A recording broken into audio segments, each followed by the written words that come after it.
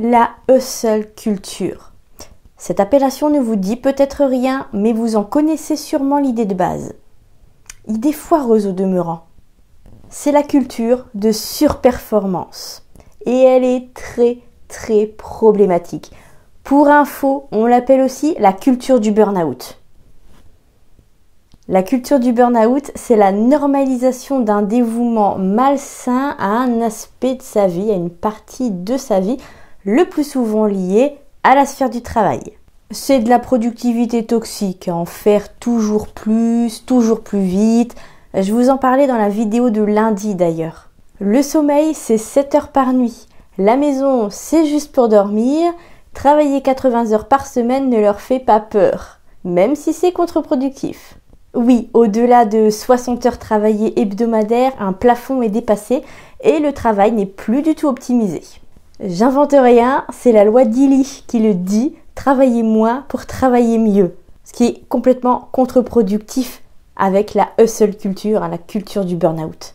Ouais, forcément, avec un nom pareil aussi, les problèmes liés à la culture du burn-out sont nombreux et dangereux, n'en doutez pas. Le culte de la perfection, le surmenage, on dit adieu aux pauses tellement mises en avant par Illy. L'autoflagellation, parce qu'à force, rien n'est plus jamais assez bien fait ni assez vite. La valorisation de l'occupation constante, ne soyez plus occupés, soyez productifs. La poursuite effrénée de la réussite, le mépris pour les loisirs, le repos, les vacances. Ou quand ne plus voir ses enfants au profit du travail est valorisé, limite, c'est un signe de confiance, d'adhésion au truc. La hustle culture n'est ni plus ni moins que de la destruction programmée. Juste, vous savez pas quand ça va péter. N'essayez vraiment pas de reproduire ce modèle de réussite, vous n'y arriverez pas.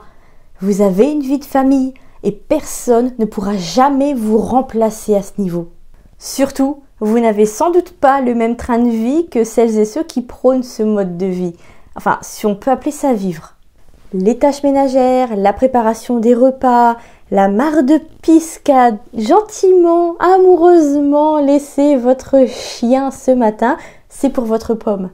Et il y a là un autre problème que je me dois de vous mentionner.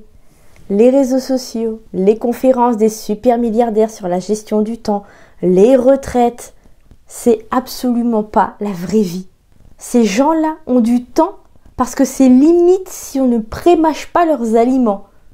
Désolé pour l'image dégueu. Ne vous reposez pas jamais sur le temps disponible de ces personnes-là. C'est du temps fantasmé.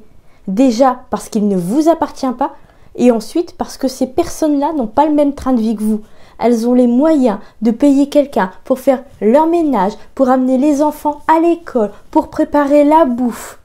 Et ça aussi, le temps fantasmé, j'en parle dans ma formation 20 jours pour trouver le temps d'écrire votre roman. Tout ce que je vous ai dit dans la série de vidéos de cette semaine, c'est dans ma formation et bien plus avec des exercices, toujours plus d'astuces, ma propre méthode quand je suis enfin sortie de mon burn-out, quand j'en ai eu enfin fini avec lui, que j'étais en train d'en finir avec lui et que j'ai voulu me remettre sérieusement à l'écriture parce qu'au bout d'un moment, il faut bien payer les factures. Moi non plus, je ne suis pas super milliardaire. Encore une fois, donc le lien est dans la description. N'hésitez pas à me contacter si vous avez des questions sur cette formation.